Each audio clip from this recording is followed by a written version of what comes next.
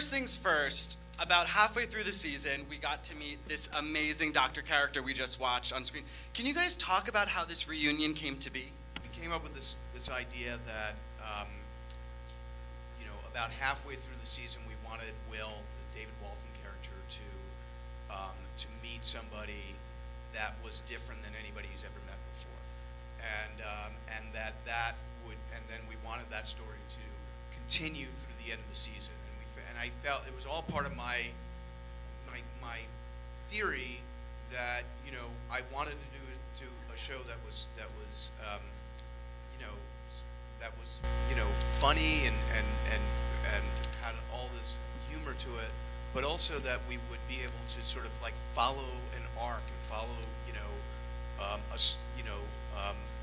know, sort of continue to sort of deepen the characters and what was sort of happening in their lives. And so we decided we wanted to sort of, you know, throw him for a loop by introducing this character. So then we came up with this Dr. Sam character, and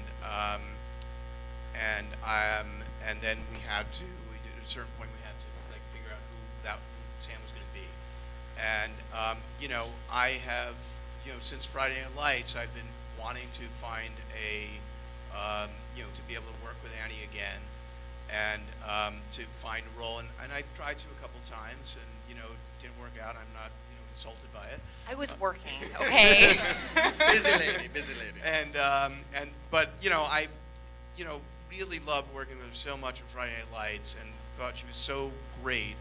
And so it's like, you know, I always, you know, I'll sort of always, you know, think of her for things, but I wanted to wait until I had a role that I thought would be, you know, sort of a good enough role and would make sense for her. And then from that, at that point, you know, it was, you know, I called her and I expected her to say, "That's so nice, I can't." No, he had me at hello. He calls me. I had no idea. I mean, we talked probably a year before, prior to that, and I figured you were calling me for Parenthood or something like that, or just to catch up, and that's awesome in itself. I had no idea. I didn't even know you were doing About a Boy at that point. And he starts talking about it. He's like, we have this character, and, you know, there's this arc, and blah, blah, blah. And I'm like, I'll do it. And he keeps going on and on, trying to sell me on this role. And I'm like, no, Jason, I'm going to do it. He's like, but anyways, this character, Dr. Sam, anything for you. And it's been such a pleasure getting to, you know, work with you again.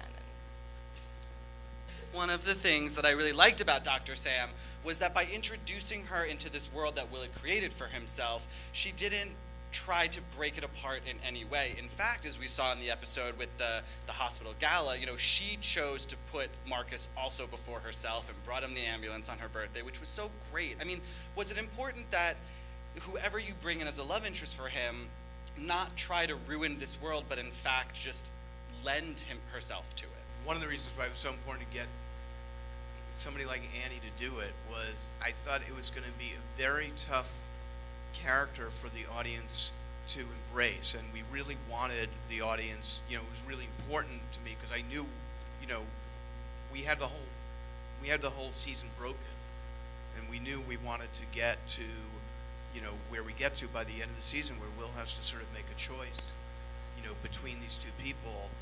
And in order for that to work, you know, we had to, you know, care enough, or you know, for her, and root for that relationship between Will and Dr. Sam, in order to make it a real dilemma for, you know, for the audience. And so it was, you know, it was a combination of casting, you know, Annie, getting an actress like Annie to do it, who we felt would, you know, the audience would really love and embrace, and a combination of that and really, you know, trying to craft the, you know, the stories and her character so that, you know, the audience would, you know, would embrace her, because it is, you know, she in a certain way it's always like, it's like bringing in that character that is getting in the way of his relationship with Marcus. And that's what the audience is the audience didn't want that. Adrianne, what did you enjoy playing about her? Because I'd imagine there was a lot of fun things as an actor to get to do with her. Well, for me, you know, I've done a lot of drama, obviously, over the years, a lot of action. I've never done a half-hour single camera, and to be able to do that was just so exciting. But also, every single person, I really can't explain to you, every single person, whether it's the cast, the crew, the writing team, everyone, was so wonderful. And that was probably the greatest experience of the entire thing. I mean, the crew loved each other so much. We would go out every Friday and go have drinks, you know, and chill out. And we'd be out till 2 o'clock in the morning with each other. And I was like, I've never experienced that in my life, where people love each other that much they don't want to leave each other at the end of the week. You know what I mean? They want to just kind of like stay in that little bubble. It was such a special experience. And I think that lent itself to the show. I think that probably came through, that there was just so much love around this show. The season ends with Will and you going to New York, which really is an intriguing sort of development in the world of the show that's about Will Marcus. Can you talk a little bit about where your head is at in terms of what that means for season 2, which thank goodness you guys got? And does that mean Adrianne will be back? Yes, does it? Well, what it means for season, well, first of all, I would love Annie to come back to the show. But you know, what it means for season 2 is, you know, really what we wanted to do was, you know, we felt like the expected thing at the end of the season was going to be he was going to choose Marcus, and that he was going to stay. And you know, ultimately, we really didn't know how to write it in a way where it was going to feel fresh and different and challenge, you know, us as writers.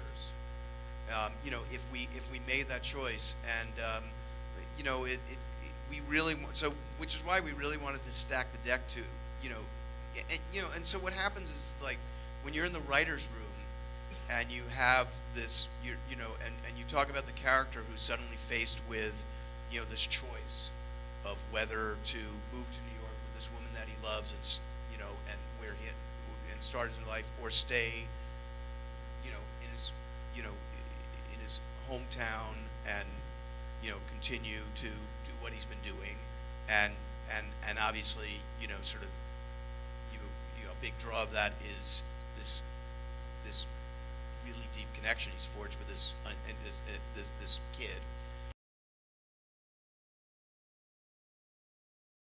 You know, to me, it's like a lot of it was, you know, the movie, and I actually came to the book later, you know, first in the movie. You know, to me, it was just, you know, I just really, when I saw that movie, you know, I just connected to, you know, that relationship really moved me and really touched me in a way that was unusual. Like, you know, it's one of those things that, you know, I remembered it very clearly, you know, a decade later, after not seeing it for, you know, 9 or 10 years or whatever it was, until I came back to it, you know, when I started to adapt it. And so I think when something sort of like, you know, captures you in that way, I think that's just a really good sign of that this is something you should do, that relationship, for whatever reason, is resonating for you and is meaningful for you. And then, you know, the challenges of, you know, adapting something are that, you know, people have the expectation of you know, what it was, you know, and, you know, you on one hand, you know, you don't want to, you know, obviously you don't want to disappoint them, and the other thing is you don't want people to hold on to that thing. You don't want them to, you know, what you do has to, you know, in order to be successful, it has to, you know, be new. It has to, you know, sort of, you know, honor what was there, but then, you know, just immediately start to sort of, you know, redefine it. And so it's kind of why one of the reasons why I made the choice to, in the pilot, you know, do what, you know, a version of what was at the end of the movie, at the end of the pilot episode, because I thought that was such a great ending in the movie,